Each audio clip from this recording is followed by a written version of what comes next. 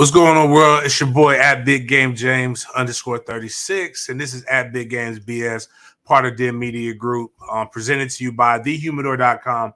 Type in sports in at checkout on thehumidor.com for any of your smoking pleasures. Like if you need lighters, cutters, cigars, whatever's on that website, they give it to you. Get 20% off of everything on top of already discounted Lowe's cigars. If you get over 150 bucks, the shipping is thrown in free anywhere in the continental United States. Best website that you can go to if you have cigars. The only places that are acceptable to buy cigars, if you don't listen to the Sports Den, ABC Fine Wine and Spirits, who's also a part of the humidor.com. Buy you some good liquor. The weekend's on the way up. And if you're not buying liquor from ABC or you're not buying cigars from ABC or thehumidor.com, it's only one place in America that's acceptable, and that's Goodfellas Cigar Lounge. We talked about it a little bit on the last show. I made some hints, but this is what we do, man. It's my show. So I can do whatever announcements I want to do. And we had somebody try to take a hit at us and our credibility. So this is what we're going to do. Man, we're going to party with a purpose the whole weekend. I have the clout to do this shit. It's all going to be a portion of all proceeds. If you want to drink up and smoke up and have a good time and want to feel good about yourself, just know with each sip that you take at Goodfellas Cigar Lounge from Friday the 13th through Sunday the 15th, 2 a.m. when we close. And technically, Monday the 16th, a portion of those proceeds are going to go to the Mentors for the Kids Foundation. Yes, MFTK. That's what it technically stand for. And we're providing STEM camps. We got $7,000 that we got to raise for the STEM camp. And then we've got over $70,000 that we got to raise this year for the book bags that we want to get to kids in the Duval County and the Big Bend areas. We're going for less advantaged kids. We're helping them out, feeding them, getting them smarter, trying to truly raise funds for the next generation. Where else can you say that's going to put their money where their mouth is? We're putting it to the community. We're going to have all kinds of stuff all weekend. We're going to have DJ Pierre, my guy. He DJs all my comedy stuff. He's going to be spinning. We're going to have Saxy Pierre. That's a saxophonist, dopest saxophonist you're going to ever be around this week. He'll be performing on Saturday night. Tony King and Company will be performing on Sunday along with Eric Carter. We're also going to have some live venues. Miles is probably going to be mad, but we're going to probably do a Big Games BS. I'm going to try to get Denny to come through. So we'll do a live show on Sunday, sometime Sunday afternoon. Tracy, our tobacconist, will be here. Her cigar, CEO brand cigars. We'll be all talking about this. Come get educated. Come get knowledgeable. Better yet, come have a good time. Come vibe, relax in the most upscale, best atmosphere. We're coming back with a bang. Some stuff happened. Some foolery happened last weekend. So what we're going to do is we're going to reset, come back better, come back stronger, come check out the patio, see all the new things that we have constantly going on here at Goodfellas Cigar Lounge. So that's my plug for them right now. I need to give a plug to Dome Hats, man. Shoot, I need a new hat. If you haven't know, I need to get some Micanopy gear. I'll be hitting you up, Jeff, here not too long. But going to where I want to kind of start off with is it's kind of all blending in and kind of doing the same thing. So the theme of the show would be like cowardice and not living your life, man, and not being a man. So how do I start this off with? I think I should. It's going to be a big ass 8 o'clock kind of with some positivity maybe toward the end. So I'm going to go ahead and say we're going to start this off. We're going to start off with 8 o'clock, brought to you by Green Acres Sporting Goods. Man, it is the best place for all outdoor things that you need to do. It ain't just guns. They sell coolers. They sell bows and arrows, knives, fishing equipment, probably a boat in there somewhere, AR-15s and all those other things too. Still go. Mother's Day's past, but maybe there's an anniversary, a birthday coming up. Go get that woman in your life that Taurus 380. It's a really nice self-defense weapon. Again, a lot of you guys are going for this shit where you want to look the prettiest and die. It's not about that. When you get into these situations, like it's about being safe and being able to come back to your family, and it's about who could draw first and who can draw and shoot more accurately and safely. Because as they teach you in the gun safety class that's given at Green Acres every day around noon, it's about you are responsible for wherever that bullet goes. They also have 9mm. I'm going to go buy myself a Canic for Father's Day. I'm going to buy myself probably a couple weapons for myself for Father's Day once that ABC check comes in. But a lot of different things that you guys should go do and go check out. If nothing else, become more knowledgeable. And they're the only people with ammo. And to quote my guy Z, what is the purpose of buying a gun and not having anything to shoot it with? So my hate o'clock is, and we had this theme that we joked around with Bobby. When Bobby comes on more, and it's about men, be a father to your sons and be involved in your sons' lives. Sam Howell, former North Carolina quarterback, current Washington Commanders draftee, made a very interesting statement the other day, and it perplexed me, and it let me know a lot about why he cannot rise to the occasion in the big games. It let me know why Florida State was able to whoop that ass twice. It let me know a lot why his dad, Duke, would not allow him to come to Florida State. And that's because his father is not raising men. And what I mean by this is this young man said with boldness that the only meat that he eats is chicken, and that he has never eaten a steak in his life. And I don't know if I could follow a man in the battle that has never eaten a steak. Now, if you want to tell me you're a vegan after years of being a man, like, because one of my good friends who's very masculine, Chris Walton, he's a vegan now. But he's a vegan for a good reason, because he has very strong vices. And he figured if I'm going to smoke and drink all the time, I need to get healthy in some aspect of my life. I can respect that. But I can't respect a quarterback who's supposed to lead me that would rather have chicken tenders than a good steak from Ruth Chris. It is such a character issue. And that's probably why he fell in the draft when he told these people this. Because if you come up and I say, all right, man, we're taking you on your interview, we take you to a nice steak restaurant, and you go get some grilled chicken, I'm going to tell you to get your ass out of here and it goes somewhere else. I don't care how good you are. Chicken tenders are an appetizer. They are a kid's meal. I fully expect my 8 and my 3-year-old to want to eat chicken nuggets and French fries everywhere they go. But when my son starts drifting through all this course of becoming a man, I expect him to want a goddamn steak. And in particular, we're going to eat a steak. We're going to eat a ribeye. I mean, he can get a filet when he feels fancy, but we're going to eat a ribeye. We're going to get that fat in there. We're going to eat that bitch medium to medium rare. We're going to eat it like men. We're going to be masculine because I want people to respect my son. I cannot respect a quarterback who's around here going and eating chicken tenders at steakhouses, man. And what makes it worse is he brings his own chicken tenders to team meals. So he is an egregious, terrible person. I don't know what he does. He probably kicks cats. But that was something that really, really bothers me. And it's about, don't care what your orientation is. It's about being a man or being an adult. Because if that bothers people.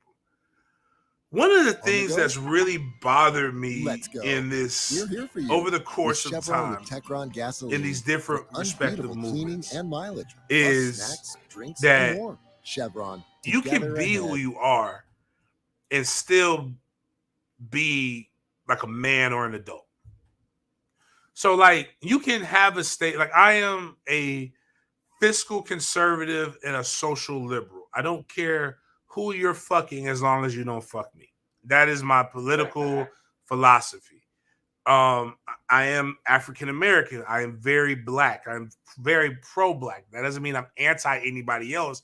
I am just pro positive images of people who look like me because there's been so many negative ones. And I am very pro seeing people who look like me who have been disenfranchised, who have had a lot of stuff, making it. That doesn't mean I'm not American. It just means that I like for all Americans to succeed. In particular, I like the guys who look like me being able to get a leg up and not have to be ridiculed or any of those things. But what I don't like seeing is when guys who look like me take the easy way out, even though our lives are already hard. There's a school that I grew up rooting for in Tallahassee, Florida, and it's not Florida State. I actually didn't really know what the fuck happened over there besides I knew Bobby won, and I knew I liked watching them on TV, but I never went to a Florida State game. I always went to FAMU games. I was a ball boy for FAMU, and it was funny because random college names came up on Twitter. There's a Twitter handle by that, and they put up a guy named Scientific Map. And Scientific Map was a basketball player for Florida A&M who had a brother named Majestic Map.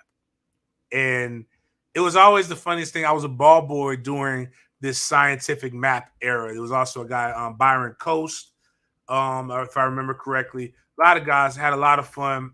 They basically paid me and my god brother Steven in hot dogs, chips, and sodas to be able to go out. We got that at halftime, but literally we had to run out on the court when somebody hit the ground, wipe it up, do all those things. I sold the press guides at FAMU football games. Remember Earl Holmes giving me $100. It was the craziest moment. I had never the guy was like $5. He gave me $100, told me to keep the change. One of the greatest moments of my life. I don't know what I blew the money on, but I thought I was rich. FAMU is such a good university, but it's always riddled in bullshit. And no more bullshit than other universities, but it always stings and it stands out with us. So and then a guy who's in the middle of all of this is somebody that I kind of came up with. He's not a best friend. He's a guy I respect though. A guy named Ramon Alexander. And what do you mean, James, when you're calling him a coward? This is what happened. FAMU had to get rid of their athletic director and their associate athletic director. There were instances of not running the program the right way for the most part. Money, firing coaches, using things to maybe mess up stuff. I'm giving you the bluff, bottom line up front.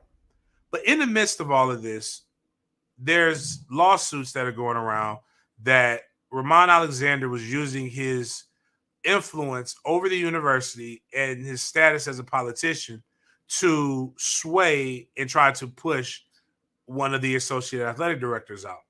And what these guys did was stupid. They exchanged very racy text messages on public phones. And I don't understand why you do this kind of shit. I don't get it. But here's what I mean by cowardice. And it's not, and I want to say this, and I'm trying to say it the right way because I don't want people to jump on me for the wrong reasons. Because people make being one of the consonants or gay out to be like it's a handicap. It is not. It's not a reason to resign. Infidelity happens. People cheat on their wives all the time with other women. But you were bold enough to go down this route and you were doing your job, essentially. Ramon is now resigning due to this. Words will never fully describe how truly grateful I have been over these many years to represent and fight for my community in Florida legislature. Meaningful public service has always been about making a significant difference in the lives of others without self-promotion, spectacle, or fanfare. It has been a true honor to stand in the gap year after year for so many critical issues that impact the future of our state and nation. From the bottom of my heart, I say thank you. After thoughtful consideration and personal self-reflection, I will not seek re-election for my final term in the Florida House of Representatives. You've been fucking dudes the entire time you've been in that office, man. And now that it gets put on blast, now is the time to say you want to be personal and self-reflective and not represent the people. Like, what I don't get is that just come out. Just say you're bi. Just say you're gay. Like there's nothing. Like you have a like, even with the guys who are the athletic directors, you have a better chance of this not really blowing up in your face if you would just be a man. Being gay doesn't make you have to be less of a man. That's your sexual preference, or you're born that way, whatever the fuck you want to believe. But the point is if if you felt you were doing your job effectively, why are you resigning? Because when you were going through the things that you were going through and the boldness and the vulgarness in which the text messages were saying, and I don't want to go into those, you knew that this could happen and you could get caught then, but you were still allegedly serving your community, doing different things. What changed? Embarrassment to your family? Well, you're already embarrassing them. It's not going to change. Obviously, she probably had an idea. And the two guys are roommates. And, when guys 30 plus year old making six figures and they say they're roommates, either they're very fiscally conservative or it's roommates like how some of y'all aunt got a roommate, then had a roommate for 15 years, but you've never seen her with a man. Like, just come out and say. What I don't understand with all of this is that it could be so much better for the country, the culture, and for other people if folks would just own it, come out and not, because you've got people who are literally trying to figure out how to deal with themselves and are killing themselves because they don't know they don't have anybody to talk to. They don't feel like they have a voice. They don't have anybody to look up to or anybody that they can understand. Like, if anything, it kind of gives you a new platform. You talk about standing in the gaps. Stand in the gaps for those people. But some of you guys are so hung up on your Christianity, your pseudo-Christian morals that you supposedly stand for, that you believe that every politician has to do, that you forget that you're a human. And you wouldn't be resigning if it was Michelle as opposed to Michael. And that's where my problem comes in with this, because right now, all that's left in the wake is a bunch of people who are going to be clamoring to look for who can vote for, a bunch of ammunition for Republicans, and a university that seems to not be able to ever get itself out of the way. And it really just equals cowardice. And that's kind of where I'm with. I don't care who you're splitting into or who's splitting you into. I just care, can you do your job? And I think we've become so divided in this culture of playing the dozens, cracking on each other, that we forget that it's about doing your job. Do your job and let the rest fall where it may. And, I hope FAMU can, recover and bounce back. I think they're going to do some good stuff. Obviously, the football program's under great leadership with Coach Willie Simmons, one of those guys who was involved in the scandal. He already has a job at Marshall, but I'm saying all this to say, stop hiding, guys. Like, if you gay, be gay. Come on out. It's kind of like the South Park episode when they were saying R. Kelly won't come out the closet. Or no, Michael Jackson. It was one of them. Won't come out the closet. Just come on out, man. Like, all you doing is hurting people when you don't do that. And if you're worried about what other people say, again, you're just being a coward. And I think that's about all I can really say on that without trying to harp on it too much. But and people who are like, well, how can he be a role model because he's with cheating on his wife and all these other things? Man, y'all tell us to be more like Martin Luther King every day. Some of you white people, Martin Luther King. You know what? And they're saying this is scheduled to come out soon. They're supposed to release the FBI investigation, because a lot of you people don't really know how fucked up J. Edgar Hoover was. And again, this is why I personally wish critical race theory would be taught in the manner in which you guys think it's going to be taught. MLK, he cheated on Coretta a lot. That's his wife. He also liked white women, like white prostitutes, and allegedly He was into BDSM with them. Like he like chains, belts, and whips and all that kind of stuff, and he liked to hit women. Hey. So, but you're not gonna say like because he cheated on a couple women, he cheated on his wife that everything he did is no longer good, right? Because y'all tell us to be like MLK every MLK day, and like then this is very. I don't know if he was sleeping with men, but this is very MLK-ish though. So, in my opinion. Another thing where people continue to avoid the issue and they speak in cowardice. Oh damn, that's a fine tobacconist. My bad. Okay, we get Don Kiki here. My bad. Somebody just sent me some cigar lounge info. The NIL and the NCAA every day shows us how much more of a coward they really are. And James, why do you say that? That's such strong rhetoric.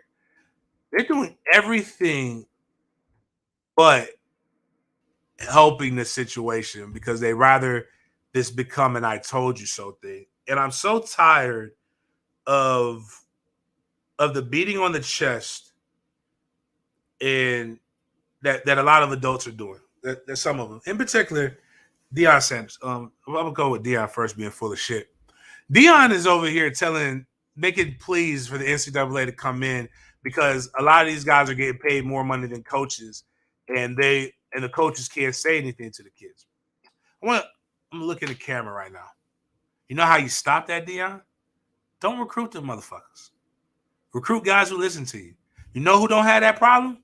Nick Saban. You know who ain't gonna have that problem? Kirby Smart. You know who ain't gonna have that problem? Coaches and families who are able to put the main thing.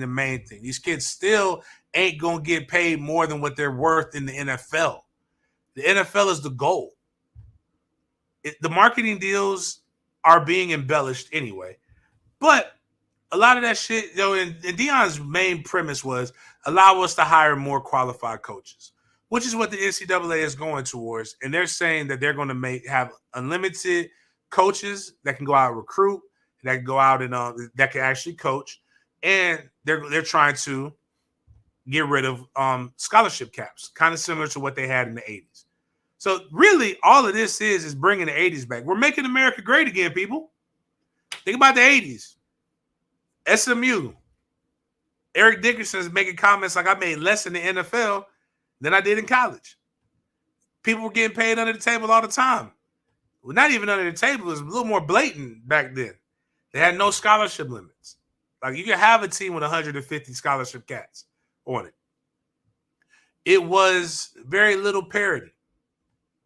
And that's what it's been. Like what bubble do you people live in that you haven't even understood this? Even what Bobby was doing during that time, it was still very little parity. If you look at streaks and runs, very few teams in the top 10 change. They're consistent. Even the top 25 over the last 50 years has been really consistent. Who's been in there and who's not been in there. Very few new teams have entered it outside of Miami and Florida State. Those are the newest teams that have entered and kind of broke up the monotony of what the top 25 used to be. But all of this stuff is to try to save face for antitrust legislation, for all of this other bullshit, and you're still not going after what the root cause is. Stop trying to legislate other people's pockets and just do the right thing. Enforce the rules that you already have. No NIL deal is contingent upon the university that you're going to. So that's one way. You have Tennessee allegedly having a recruit that's going to get $2 million a year if he comes to Tennessee from their collective. That should be illegal. You see that kid signs, smack them on the hand for it. Suspend the kid. It's in the fucking rules. If Life Wallet doesn't give NIL deals to anybody else other than the University of Miami, that's pretty clear fucking violation. That is contingent. You getting a Life Wallet deal is contingent upon going to the University of Miami. Smack them down. Do what you got to do. confused. Didn't Dion profit off of the NIL? Wasn't he? Which is why when somebody brought it up, I'm like, Dion is so full of shit. I thought he was like the main guy. He's the guy who's done it. Like he showed the kid the way. He flipped the kid allegedly based off of an NIL deal. And yet now you want to like bitch about it? Yeah, that's crazy. I really don't understand like what a lot of people are just hating on when it comes to this. Like, I do understand what it is. You don't understand your hate. It's misplaced. You don't want to admit this. And what's wild is it's the commitment to misinformation that a lot of you use in every other aspect of your life. I love you to death, some of you guys, but like you don't even realize. Like, I fear for you guys ever having to go to court because they're gonna kill you on the stand. One of these people said, "I'm cool with it. I just don't like. I don't want them. I don't like the fact that they're getting paid by the university. They're not getting paid by the university. Booster clubs cannot be involved in this. The collectives can't even use the university logo, image, a lot of those things without paying the university for them like a normal business, but it's not a university ran thing. There are no salaries. You are literally in a marketing contract where there is a clear ask and a clear give. If you're not marketable, you won't get anything.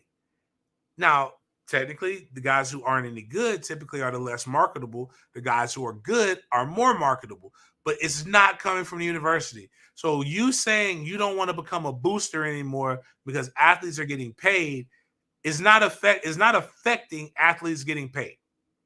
Your booster dollars are not going towards that.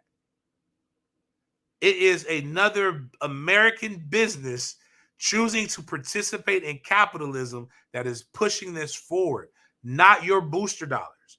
Your booster dollars will go consistently to what has been in the past, building facilities, paying other people extraordinary amounts of money for buyouts or other shit. Trust, it's cool. You're not supporting the kids any more, any less when you do that. But it's wild how much information there is out there and how much information that is being purposely pushed to make people unaware of what's going on.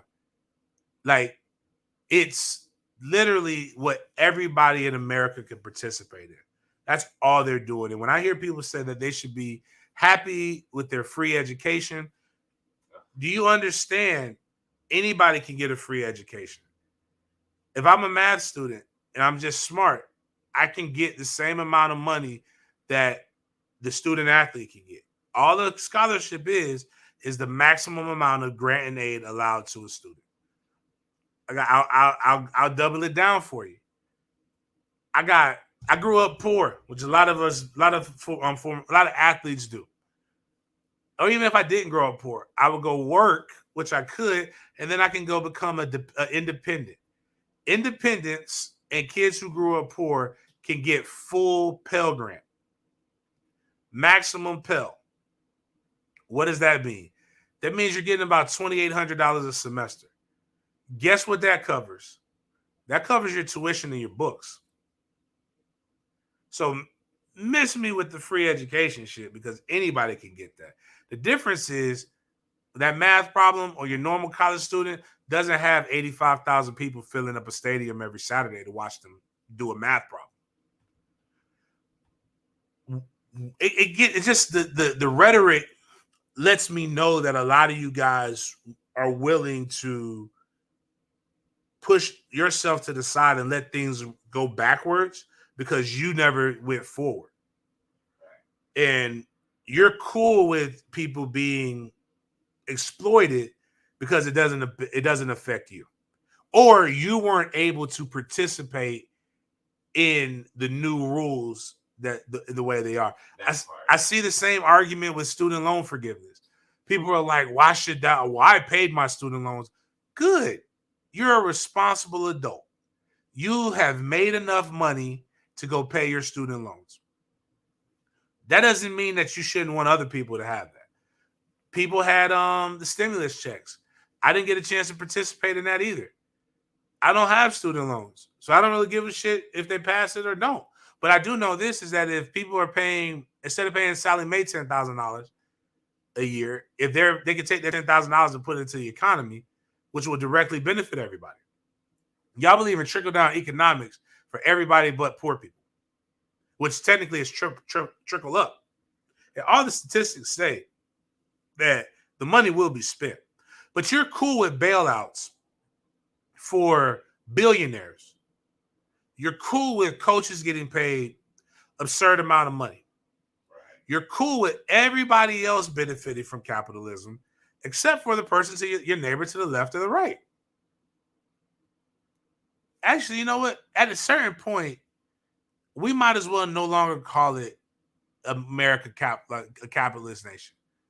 It's a feudal society. Basically, you're a serf and you're a hater because you see other serfs get the opportunity to pull themselves up by the bootstraps, like we always like to say. I don't get it. I don't understand why you have such a strong, and it's not even just like an opinion. It's a strong opinion. Like, I'm going to put my foot down. I am mad. Like, you mad that little colored boys can get paid? Little colored boys and girls can get paid? I don't care. I don't understand why. It's as simple as this. Their presence on that athletic field is worth more than just a free education. How about that? It's worth more than just. Which is, again, that's capitalism. Yeah, the value increase. You know what? We see this argument all the time with people don't understand where the money comes from. This is entertainment. I don't think Will Smith's that great of an actor. I mean, damn it, I'm not watching King Richard. Not paying my $20 or whatever the fuck it costs to go to the movies nowadays. You know what that doesn't do? Doesn't stop him from getting Oscars. It doesn't stop him from getting paid $20 million a show or movie. It doesn't stop anything. You can make all the fuss that you want to make. It doesn't change the fact that it's supply and demand. Somebody feels like he's worth that much money to be able to consistently pour into him. I can make a stupid comment like, you know what? I just don't think athletes should be paid that much. I think teachers and firefighters should be paid more. Well, I got to understand who pays teachers and firefighters. Taxes. So you cool with being taxed more so that you can make that comment right. Or do you understand that somebody with a big check saw the value in them and did that and paid them for that? And when you kind of bitch about this, you're not just bitching about the student athlete. You are literally trying to dictate what somebody else does with their pockets. Who am I to tell Legacy Toyota that they shouldn't pay somebody $30,000 a year? It ain't my check. It ain't my money. It ain't my car. If you don't want to pay, you don't want to pay somebody, you keep not paying people. That's cool. You don't participate in it. But the thing about business owners is that a lot of us know risk to reward. We go out here and we put our foot to we put our grind out and we're taking a gamble. Nobody likes these kids enough to where they're just giving them fucking money. Right. They're giving them money with the understanding that this will make the team better. And if the team's better, they're marketing, so that'll give them more money. Hell, you sit here and let guys, now I wouldn't even say me because I'm in agreement. You sit here and literally pay people to talk about these athletes. You give donations, you give cash apps, you give the tribute, super chats on YouTube. I seen one time, one of the things they raised almost $1,000. They didn't give it to no charity, they gave it to their pockets. But you're cool with that, but you're not cool with a college athlete doing that exact same thing, actually giving you the insight from the inside. That's where you gotta that's where you draw the line. The logic is something that is lost I don't know, maybe we need to do some laws. Like instead of all these laws about, not teaching kids about lesbians in elementary school, maybe we should have some logical classes because a lot of people are are logic averse and they're not really doing that. And the wildest part is a lot of times the opinions are being thrown on people that really don't give a fuck.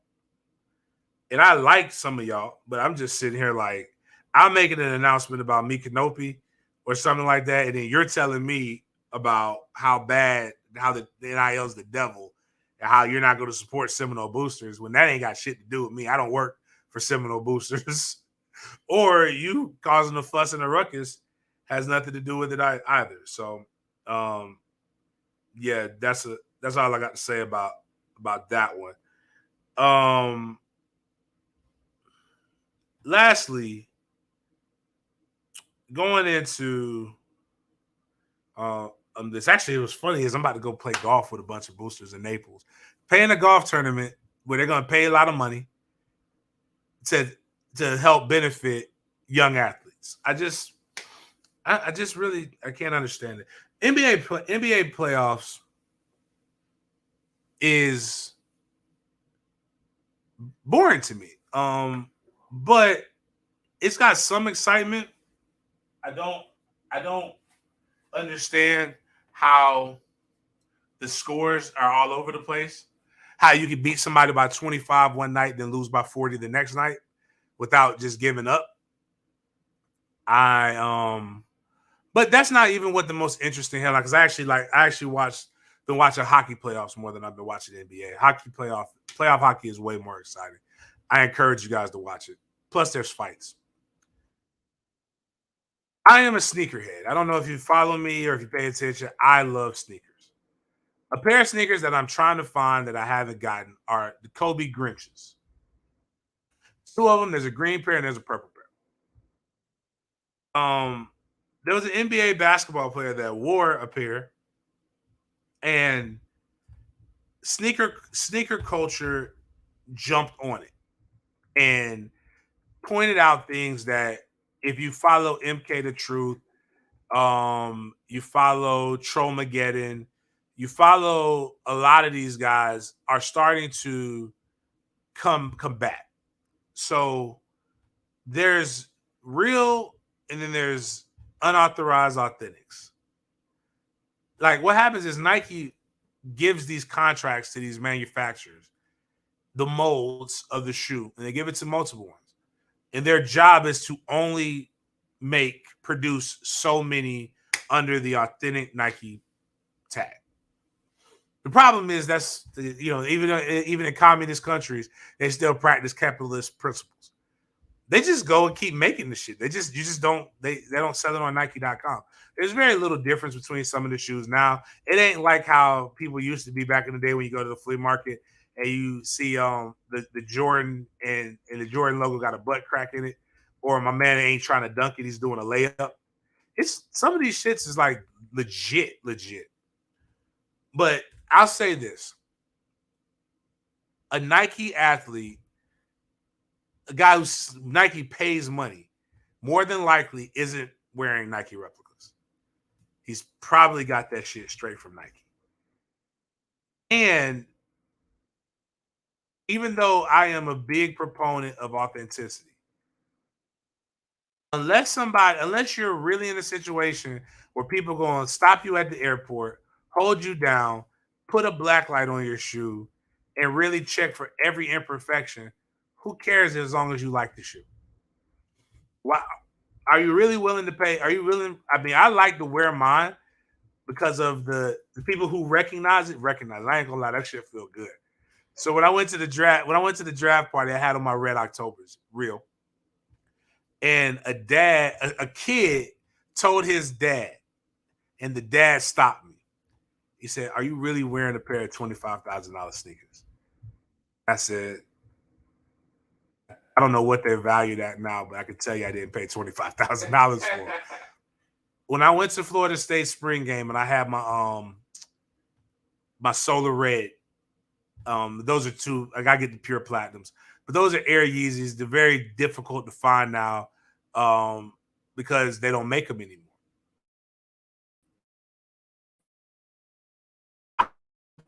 All of the football players are like, "Damn, I've only heard about those. I've never seen them in real life.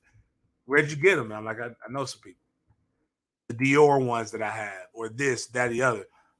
I know how to get these things. I rock these shoes more for that because it's marketing for me. But I don't really give a damn, real or not, if they're real enough. Like, you know what I'm saying? Like, if it's, I'll check. I'm not trying to resell. The prices on these sofa breads. Yeah, I'm showing the people now. Yeah. I tell you this much. Let me tell you this. Get a car. My wall on the wall, my shoe wall is is comparable to a lot of people's salaries. Like it's your 401k, the best 401k probably that's listening to this probably can't match my shoe wall. I though did not. I will not. I got these for reasonable rates though. Like, but I say all that to say is that if you're a Nike, it's the imperfections that people are pointing out are imperfections on actual shoes that you can buy from the store or that you get from Nike.com, that you get from a lot of these places. Like, anytime something's handmade, it's going to be subtle differences eventually in different types of shoes. So you gotta like be aware of that. You gotta be cognizant of the fact. And you really like it's a very materialistic and very um stupid culture at times. When the goal is to wear it. Like like, why are you buying shoes that you aren't gonna wear? Because you know what happens when you don't wear shoes for a long time? Like it really messes up. They start to degrade, and like you could be walking, and then all of a sudden you walk right out the sole of the shoe because you haven't done anything to the shoe. It just sits there in a box. But a lot of the imperfection, I say guys like MK the Truth, guys like Trollmageddon, they actually go through and show you shoes that are real. They compare it to where they got their unauthorized authentics, or they'll show you the flaws that are in shoes that they got from there. And then StockX, one of the platforms that really shows everybody what the value is of their shoes, and you can buy, you can sell them. Like StockX has been known to have fakes come through. A lot of these stores. Let me tell you this: this is free game by Big Game. If a shoe ain't been released yet, and you see a person sitting on like 1,000 boxes of that shoe, I'm gonna give you an honest opinion. My honest opinion. I could be wrong. I'm gonna tell you those shoes are probably fake. They ain't giving you thousands of pairs of shoes that ain't came out yet, and they're real. So like you gotta just check it out. But at the end of the day, who the fuck cares as long as you care about the shoe and you like the shoe and you're fly and you feel like you're the flyest motherfucker on the planet. And I think that's where people kind of get away from. And oh, but a lot of this stuff has been in the news because sneakerheads have been ripping, and that's the wildest part, right? I think it was John Morant was the one who got ripped for it. John Morant, a multi-millionaire. Oh, really? Come on now. You are a sneakerhead. Yeah. You really think You're that gonna he be gives fine. a shit? That he gives a shit about your opinion when he's a multi-millionaire? And I just, it's just some of the things that I think people are aren't paying attention to, and it's just wild. And the last thing that I'm going to leave you guys with is I love hip hop. I grew up on hip hop. Hip hop is one of my favorite things in the world. Hip hop is wild, man. Hip hop is a world where a guy like ASAP Rocky, who is currently only famous and in the news because of who his baby mama is, one of the finest women on the planet, in Rihanna, can tell you that he was heavily influenced by Southern rap, in particular Houston, Texas. And get on a podcast platform and tell you that a guy from Houston, Texas stole his style. Actually, one of my favorite shoes is Travis Scott's. ASAP Rocky went on Drink Champs, ironically, a podcast about drinking that one of the guys has gone sober with. Shout out to Noriega. I love you, Noriega. Is that the same show, The Game? Everybody's been on. Yeah. But I just want you to marinate on that. A northern rapper influenced by the South is saying that a southern rapper who is a much bigger artist than him, than he'll ever be, stole his style.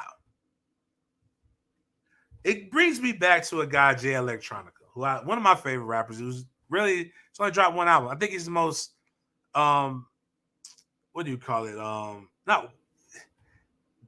I'm disappointed because he's only dropped one album, but he's got bars. He's one of the best.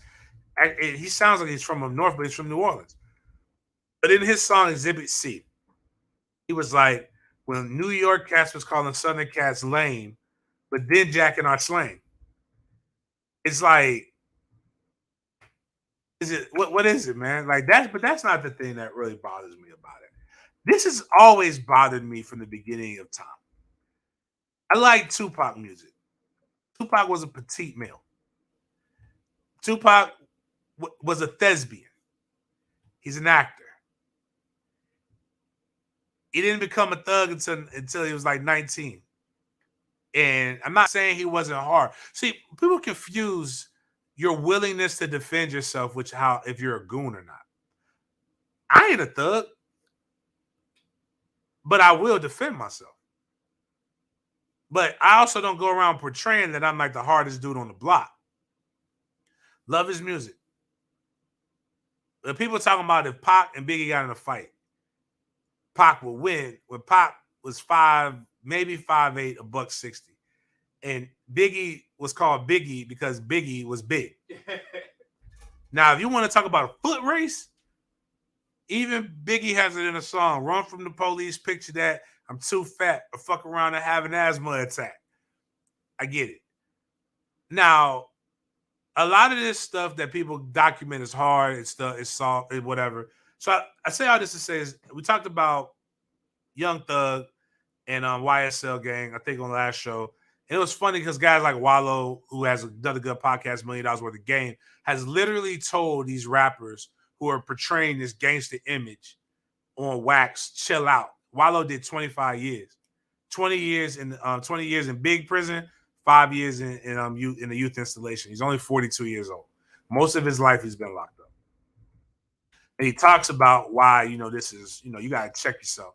This ain't right. And Wallow looked like he older than 42, but I get it. Young Thug is 6'3", 140 pounds. Like, when you look at these police reports, the shit is baffling.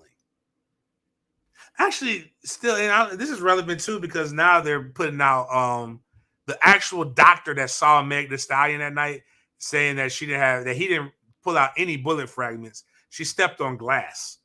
That's how she cut herself. But I'm not going to get into innocence or guilt. But what shocked me with that was she's 5'10", 200. Nothing wrong with that. That's sexy to me. And what was baffling is the guy that she was allegedly in a relationship with, or that shot her, Tory Lanez, is like 5'1", 120. He ain't fighting nobody. Man, woman, child, whatever. He's probably going to. Like, that's a small man. I don't even know why you in the same. Like, y'all ain't even in the same weight. Y'all should. Women, stop that shit. Let's stop it. At least let them be tall and skinny. Like, don't get short and skinny, and then you're large. Like, big guys need love too, man. But I said that, so I was shocked when I see 6'3", 140. He can't make a Pop Warner team, man. Like he's built like a freshman in high school. Then you got Rod Wave, who, like, Rod Wave is too big. So he's like 5'7", 320. But you want me to believe, like, who are you fighting? Who are you trapping? Who are you running from? You are literally as wide as you are high. Like that is tough, dog. And I'm not a small man, but like I knew you were big and fluffy, but I thought you were gonna be at least over 6 foot. Like if you told me if you took the height from Young Thug and the weight of Rod Wave, that would make more sense. 6'3", 320, 340. All right, cool. Need to lose a little weight, bro. But we good though. And if you told me Young Thug was 5'7", 140, I'd be like, cool. It's not a problem. You know, you maybe eat a couple meals, but you're short. So that's not you don't need to be overly big. But like, how are you intimidated? Like guys who are on the block with these guys. Because the crazy part is Young Thug is in his 30s now, if I remember correctly. You know, Rod Wave's 23. He ain't gonna be here too much longer if he keeps eating like that. But like you were smaller a few years ago. Like you ain't now I see why all y'all rap about guns. He's 30.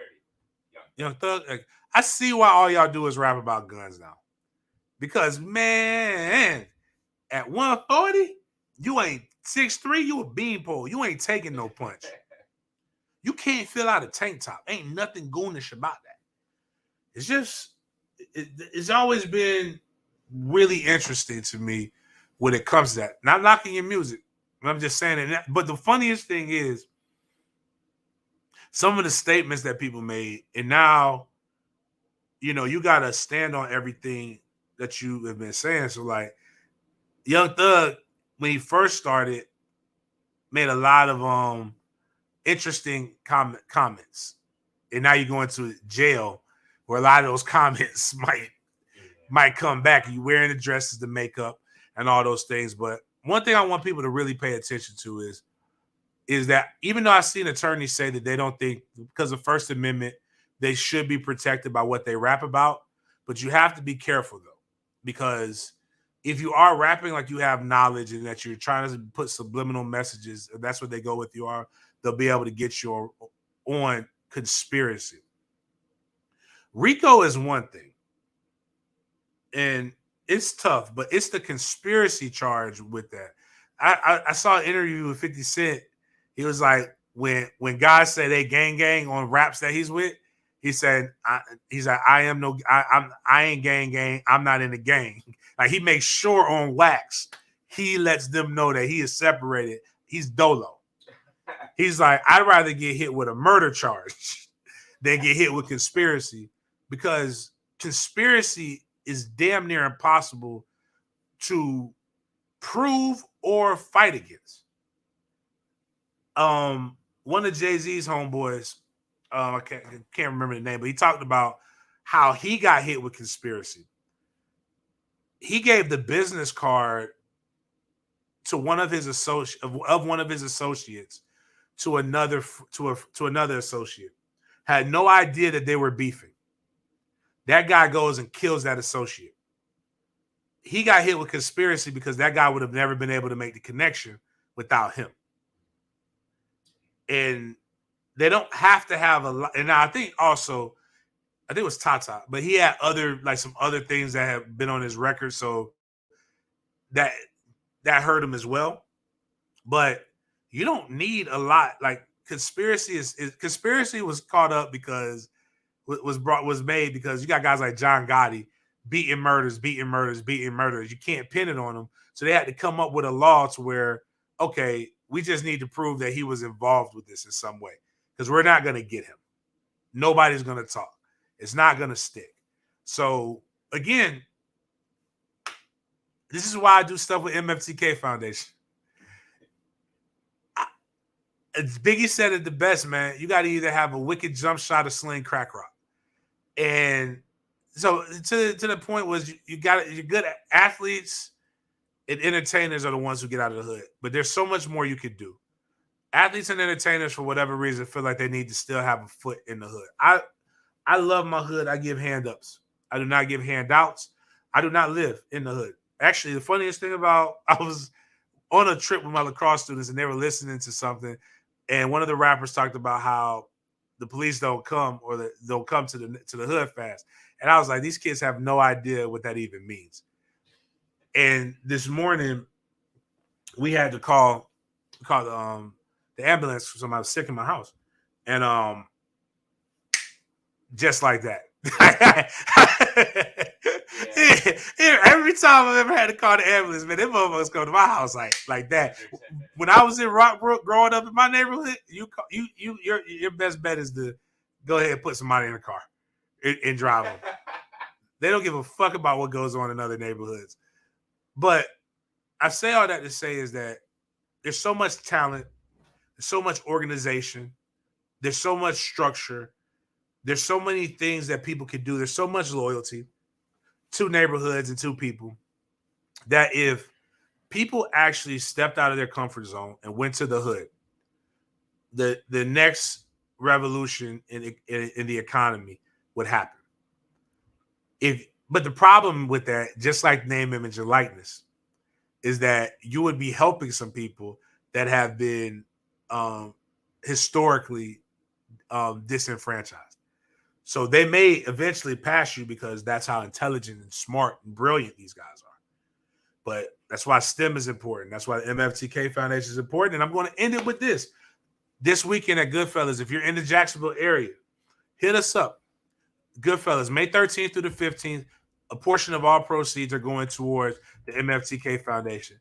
Man, let us pack this bitch out, make a shit ton of money, help me cover all my goals. I got to make essentially almost $80,000 in the next 3 months to be able to pull off my STEM camp and my book bag giveaways. The book bag giveaway in Tallahassee is August 6th. The book bag giveaway in Jacksonville is July 30th. The football camp is the 31st in Jacksonville. The football camp in Tallahassee is the 7th. Check out Mikinopi1851.com. MFTKFoundation.com is the website for my nonprofit. We got some big news coming up here. Shout out to Danielle Kelly. I'm officially coming on as legal for Mikinopi 1851. We have more things coming in the lines of that, more things with deals and contracts. On that note, we'll see you guys this weekend here at Goodfellas Cigar Lounge. Stay tuned for the live show. Would love to have you guys come out, interactive. We'll talk about whatever you want to talk about. We'll have good cigars, good drink. Probably going to have my guy Shannon on the grill, grilling up some good food. I still don't know how he does it as a vegan, but he don't taste the food at all, bro. That motherfucker is good. So, but on that note, guys, we'll see you guys later. Please like, share, retweet, all the good things. It doesn't cost you anything to get involved with that. Love you.